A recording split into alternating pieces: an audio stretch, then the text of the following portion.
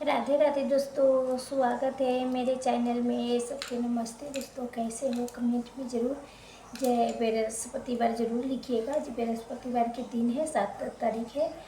तो दोस्तों, आप सबके स्वागत है मेरे चैनल में। बने रहिए मेरे साथ में। तो आज कथा कहने लगी हूँ बैसाख के, तो आप सब बने रहे मेरे साथ। आज आपको सुना रही हूँ ज्येष्ठ मास महात्मा के 6वें अध्याय की कथा, जिससे आप सभी को बहुत श्रद्धा प्रेम से सुनने के लिए पूरा भर से सुनिएगा।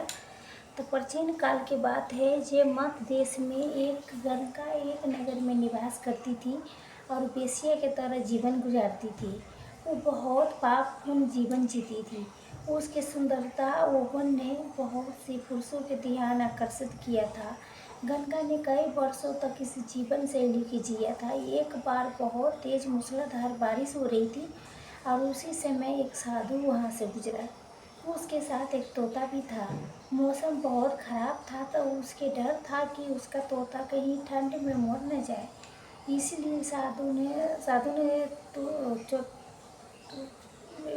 बाहर निकाला पिंजरे से, साल में लपेट लिया था। जब तोते के बहुत मायने रखते थे। साधु भगवान के नाम राम राम रटता था। साधु बरसात के मौसम में अंधेरी ठंडी रात में चलता रहा। उसने पाया कि सड़कें खाली थी, लोग के अपने दरवाजे बंद किए थे और कुंडी लगा रखी थी। और गणिका के घर पहुंचा और देखा कि रात में एक दिया जल रहा था। उसने देखा कि उसका दरवाज़ा खुला था और वो साधु भगवान के नाम जपते हुए घर के अंदर चला गया। गणका ने साधु के देखा और उसके देख के प्रसन्न हुई। उसने सोचा कि शायद कोई ग्राहक है जो इस भयंकर मौसम में आने के प्रयास कर रहा है। उसने कहा, आइए, मैं आपका इंतजार कर रही थी। साधु ये सुन के घबरा गया। बोला, बेटी, बाहर बहुत तेज बारिश हो रही है, मेरा पिंजरा खो गया है। मैं अपने तोते के बचाना चाहती हूँ, बहुत भीग गया है। साधु द्वारा उसे बेटी कहे जाने पर गणिका को बहुत शर्मिंदा महसूस हुई। उसका पापी मन सहज हो गया। गणिका ने कहा, हे, क्या आपने मेरे साथ एक रात बिताना चाहेंगे? साधु ने कहा, हाँ, मैं तुम्हारे साथ रहना चाहेंगे। हर आत्मा भगवान के है, ये शरीर भी आत्मा के घर है। मेरी प्यारी बेटी, भगवान तुम्हें शांति या खुशी प्रदान करे। तुम्हारा दयालुता के लिए तुम्हें आशीर्वाद दे। तुम्हें भगवान के नाम याद रखना चाहिए। साधु गणका से बात करते रहे। उनका मन शुद्ध आसक्ति रहित था। और जो गणका थी, अर्थात जो वेश्या थी, उनके नाम चंद्रमणि था। इस प्रकार चंद्रमणि नाम के वेश्या अधिक सहज बहुत भयभीत हो गए। उसने कहा, है, क्या आप साधु है? तब साधु ने कहा, हाँ, मैं एक साधु हूँ। मेरे भगवान ने मुझे साधु बनाया है। मुझे उनके नाम के ध्यान करने, दिन रात उनकी सेवा करने के लिए वृत्ति किया है। तो गणिका आश्चर्यचकित रह गया कि क्योंकि ऐसी व्यक्ति से कभी नहीं मिली थी, खास करके ऐसे समय में जो पैसे के लिए किसी दूसरे आदमी को बहका रही हो। उसने कहा, गणका ने कहा, ठीक है, तो आप भगवान के शिष्य है, आइए और अपने गीले कपड़े उतार के सूखे कपड़े पहन लीजिए। साधु ने अपने कपड़े उतार के सूखे कपड़े पहन लिए। गणका ने आग जला के तोते को सुखाया। आग की गर्मी महसूस होते ही तोता भगवान के नाम जपने लगा। तो गणका ने कहा, महाराज, आप कुछ खाना खाएंगे? तो साधु ने कहा, हाँ मेरी प्यारी बेटी, मुझे भूख लगी है, कुछ मुझे तोते की भी भूख लगी है। भगवान जी हमारे भाग में लिखा है वही मिलेगा। तो गणका ने साधु से कहा, जो कुछ मुझे मिला है कृपा से स्वीकार करें, लेकिन मुझे आपके बताना होगा कि मैं एक गणका हूँ, मैं एक वेश्या हूँ और मेरा नाम चंद्रमणि है। मैं केवल पुरुषों के ओर इच्छा के संतुष्ट किया हूँ। मैं एक पापिनी हूँ।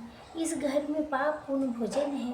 गणका रोने लगी। 12 साल में ये पहली बार था कि गणका रोई या साधु की उपस्थिति में ऐसा महसूस किया।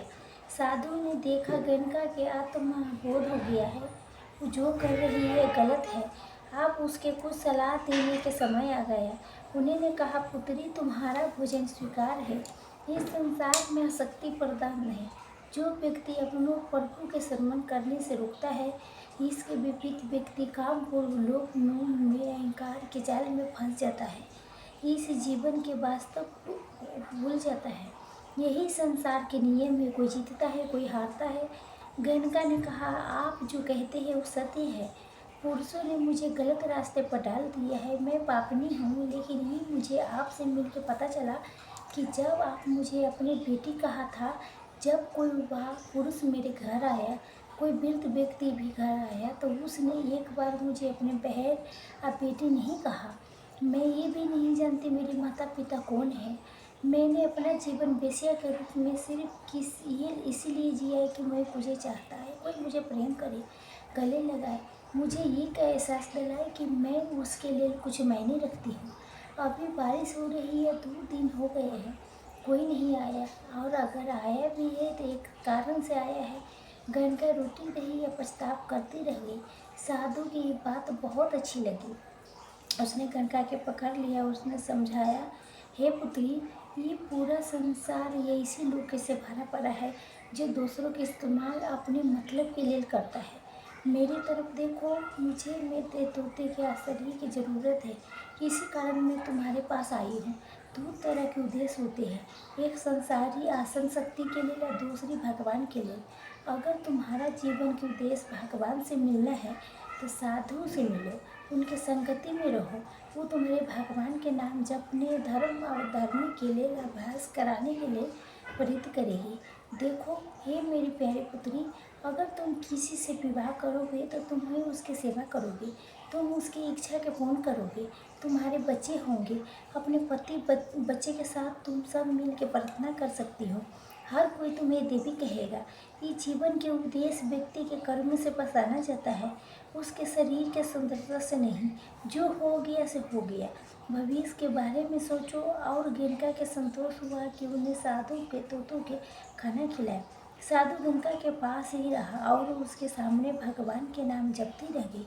अगले दिन बारिश बंद हो गई। जब साधु जाने लगा तो गणका ने उसे रोका, कहा, हे महाराज, मुझ पर दया करो और अपना तोता मुझे मेरे पास रख दो।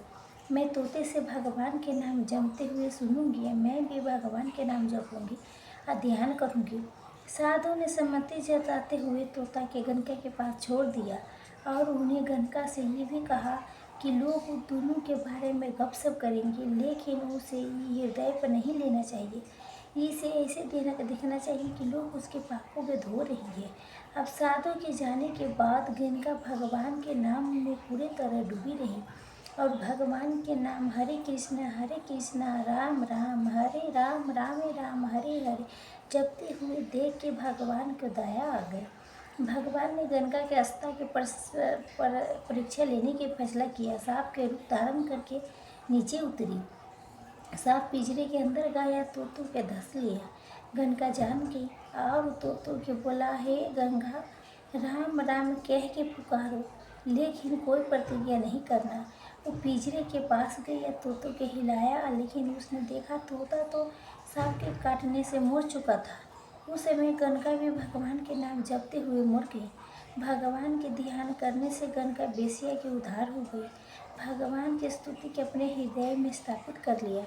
इस संसार के छोड़ के स्वर्गलोक में प्रवेश करते हुए शंख बजाए गए, घंटी बजाए गए, नगारा बजाए गए, गणका पर फूल वर्षा किया गया।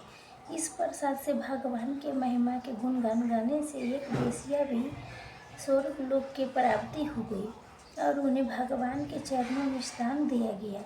हमें क्यों नहीं, तो हमें भी भगवान के नाम के श्रवण करना चाहिए। किसी प्राणी को कोई दुख न पहुँचे, ऐसा हमें प्रयास करना चाहिए और हमेशा धर्म पर अटके रहना चाहिए। आप सुनते हैं भगवान के प्रेम प्रिय दुर्बल कथा। निस्तरानाथ। राम भक्त की कथा। एक गरीब बालक था जो अनाथ था। एक दिन वो बालक एक संत के आश्रम में भटकता भटकता पहुंच गया और संत जी से बोला, बाबा, आप सबके ध्यान में मेरा इस दुनिया में कोई नहीं है, क्या मैं यहाँ आपके आश्रम में रह सकता हूँ? तो बालक ये बात सुन के संत ने बोला, बेटा, तेरा नाम क्या है? उस बालक ने कहा, मेरा नाम कोई नाम नहीं है। तब संत जी ने उस बालक के नाम रामदास रख दिया। अब बोले, हे पुत्र, तुम यही आश्रम में रहना। रामदास वहीं रहने लगा और आश्रम के सारे काम भी करने लगा। तभी दोस्तों उस संत के आयु 80 बरस हो चुकी थी। एक दिन वो अपने घर शिष्यों से बोला, मुझे तीर्थ यात्रा पर जाना है, तुम में से कौन कौन मेरे साथ चलना चाहेगा और कौन कौन आश्रम में रुकेगा। संत के बात सुन के शायद सारे शिष्य बोले, हम भी आपके साथ चलेंगे, हम भी आपके साथ चलेंगे गुरुजी जी। अब ये उनके पता था कि यहाँ आश्रम में रुकेंगे तो सारा काम करना पड़ेगा, इसलिए सभी बोले मैं चलूँगी आपके साथ, मैं आपके साथ तीर्थ यात्रा पर चलेंगे। अब संत सोचने में पड़ गया कि किसी साथ ले जाए या किसी नहीं साथ ले जाए, क्योंकि आश्रम में किसी के रुकना भी तो जरूरी है। बालक रामदास संत के पास आया और बोला, बाबा अगर आपको ठीक लगे तो मैं यहीं आश्रम में रुक जाता हूँ। संत ने कहा कि ठीक है बेटा, तुम ये काम करना पड़ेगा, आश्रम की साफ सफाई में भले कमी रह जाए, ठाकुर जी के सेवा में कोई कमी नहीं रखना। उस बालक ने संत से कहा कि बाबा मुझे तो ठाकुर जी की सेवा करने ही नहीं आती, आप बता दीजिए कि ठाकुर जी की सेवा कैसे करनी है, फिर मैं कर दूंगा। संत उस बालक के अपना साथ मंदिर में ले गया। वहाँ ले राम दरबार की छवि थी, श्री राम जी, सीता जी, लक्ष्मण जी, हनुमान जी थे।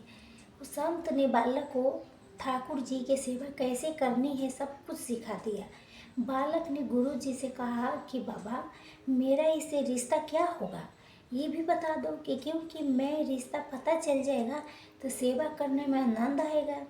तो वो संत ने उस छोटे बालक से कहा, पुत्र तुम कहता है ना कि मेरा इस दुनिया में कोई नहीं है, तो आज से ये राम जी, सीता जी तेरे माता पिता है। अब बालक ने साथ में खड़े लक्ष्मण जी के देख के कहा, ये अच्छा बाबा, तो ये जो पास में खड़े हैं वो कौन है। तो संत ने कहा कि ये तेरे चाचा जी हैं। और उन्होंने हनुमान जी के लिए कहा, ये तेरे बड़े भैया है। वो बालक समझ गया, फिर उनकी सेवा करने लगा। संत से शिष्यों के साथ यात्रा पर चलने गए। आज सेवा के पहला दिन था। वो छोटा बालक सुबह उठ के स्नान आदि किया, आश्रम की साफ सफाई की और भिक्षा मांग के लाया और फिर भोजन तैयार किया। फिर भगवान के भोग लगाने के लिए मंदिर में गया। बालक ने श्री राम, सीता, लक्ष्मण, हनुमान जी को आगे एक थाली रख दी। अब बोला, आप पहले आप खाओ फिर मैं भी खाऊंगा। बालक के लगा कि सच में भगवान बैठ के खाएंगे। तभी दोस्तों क्या हुआ, बहुत देर हो गई, रोटी तो वैसे की वैसे ही पड़ी थी। तब उस बालक ने सोचा, नया नया रिश्ता बना है तो शर्मा रहे होंगे प्रभु। अब बालक ने इसके लिए पर्दा कर दिया। बाद में पर्दा खोल के देखा तब भी खाना वैसे के वैसे ही था पड़ा था। अब तो बालक रोने लगा कि मुझसे सेवा में कोई कमी हो गई है, इसीलिए प्रभु खाना नहीं खाता।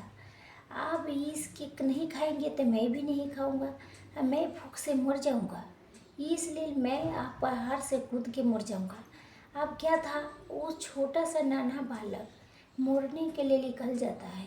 तभी भगवान श्री राम जी हनुमान जी के कहता है, हनुमान जी जाओ उस बालक को लेके आओ और बालक से कहो कि हम खाना खाने के लिए तैयार हैं। तभी दोस्तों हनुमान जी जाते हैं और बालक कूदने वाला होता है। तभी हनुमान जी पीछे से पकड़ लेते हैं। अब बोलते हैं कि क्या कर रहे हो पुत्र। बालक कहते हैं, आप कौन हो। हनुमान जी कहता है, मैं तेरा भैया हूँ, इतनी जल्दी भूल गए। बालक कहता है, आप आए हो, इतनी देर से वहाँ बुला रहा था, खाना खा लो खाना खा लो, तो तब आते नहीं, अब क्यों आ गए। अब हनुमान जी बोला कि पिताश्री के आदेश है कि हम सब साथ बैठ के खाना खाएंगे। अब फिर राम जी, सीता जी, लक्ष्मण जी, हनुमान जी साथ साक्षात बैठ के भोजन करते हैं। इसी तरह वो बालक रोज उसकी सेवा करता था और भोजन कराता था। सेवा करते करते 15 दिन हो गए। एक दिन बालक ने सोचा कि घर में 5 लोग हैं, सारा काम मैं अकेले करता हूँ, इतना बड़ा आश्रम है, सब कुछ झाड़ना पोछना, आश्रम में साफ सफाई करना, पानी भरना, गायों के चारा खिलाना, मुर्गियों के दाना डालना और भगवान के लिए भोजन बनाना, उन्हें भोजन परसना, बहुत सारा काम है, सारा काम मैं अकेले करता हूँ। बाकी लोग तो दिन भर घर में आराम करता है। मेरे माँ बाप चाचा भाई तो कोई काम ही नहीं करते हैं, सारे दिन खाते रहते हैं। अब मैं ऐसा नहीं चलने दूँगा। अब वो बालक मंदिर जाता है, मंदिर में जाके कहता है, पिताजी कुछ बात करनी है आपसे। भगवान श्री राम जी प्रकट हो जाती है। श्री राम जी कहते हैं, बोलो बेटा क्या बात है।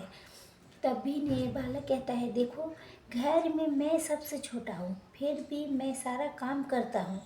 आपसे मैं अकेला काम नहीं करूँगा, आप सबको काम करना पड़ेगा। तो आप तो भी सारा दिन खाते रहते हो और मैं काम करता रहता हूँ, आपसे ऐसा नहीं होगा। श्री रामचंद्र कहते हैं, तो बताओ पुत्र, हमें क्या काम करना चाहिए। बालक ने कहा, माता जी तो सीता माँ है, वो रसोई आपके हवाले। चाचा जी लक्ष्मण जी आप घर के साफ सफाई करेंगे। अब भैया जी हनुमान जी शरीर से मजबूत है, तो आप जाके जंगल से लकड़ियाँ लाएंगे। पिताजी जो आप श्री रामचंद्र जी हो, आप बाजार से राशन लेके आइए, घर पे बैठ के पत्ते पत्ते बनाइए। सबने कहा, ठीक है पुत्र। बालक ने कहा, मैंने बहुत दिन अकेले सब काम किया हूँ, अब मैं आराम करूँगा। आप सभी साथ में मिल के काम करते हुए एक परिवार की तरह साथ साथ रहने लगे। एक दिन बसंत तीर्थ यात्रा से लौटे तो देखा कि आश्रम शीशे जैसे चमक रहा है। वो बहुत प्रसन्न हो गया। अब मंदिर में गए तो देखा कि मंदिर में से तो प्रतिमा गायब है। अब संत ने सोचा कि कहीं उस बालक ने प्रतिमा बेच तो नहीं दिया। संत ने बालक को बुलाया और पूछा कि पुत्र, भगवान कहाँ गए हैं। बालक आकर के बोला कि मुझे क्या पता कहाँ गई है, हनुमान भैया जंगल से लकड़ी लाने गई है, लखन चाचा झाड़ू पोछा कर रही है, पिताजी बाजार से राम पत्र बना रही होगी, माता सीता रसोई में काम करती होगी। संत बोले, क्या बोल रहा है तू पुत्र। तो बालक ने कहा कि बाबा मैं सच बोल रहा हूँ, जब से आप गए हो ये चारों कामे में लगे हुए हैं। प्रिय भक्तों दोस्तों, आप उस संत भाग के रसोई में गए तो सिर्फ एक ही झलक देखी तो सीता जी भोजन बना रही है और राम जी पतल बना रही है और फिर वो गायब हो गए। अब मंदिर में विराजमान हो गए। संत बालक के पास गए या बोले, आज तक तुमने मुझे थे मेरे ठाकुर जी के दर्शन करवाया है, तो धन्य है पुत्र। और संत ने रो रो के बालक के पैर पकड़ लिया। फिर तो दोस्तों उस सोचे से नन्हे मुन्ने बालक भोले निर्जय भक्तों के भक्ति से विवश होके भगवान को भी साधारण मनुष्य की तरह जीवन गुजारना पड़ा। इसीलिए तो कहते हैं कि भगत के बस में है भगवान। जो भी भगवान की भक्ति करता है, भगवान उसके बस में हो जाते हैं। भगवान अपने आप को भी उसके सौंप देते हैं। तो प्रिय तो दोस्तों, कभी भी किसी व्यक्ति की भक्ति करने से पीछे नहीं हटना चाहिए। अपने हृदय में अपने प्रभु के स्थान सदैव बनाए रखिए और उनका गुणगान भजन कीर्तन करते रहिए। तो एक बार प्रेम से बोलिए, जय श्री हरि। तो दोस्तों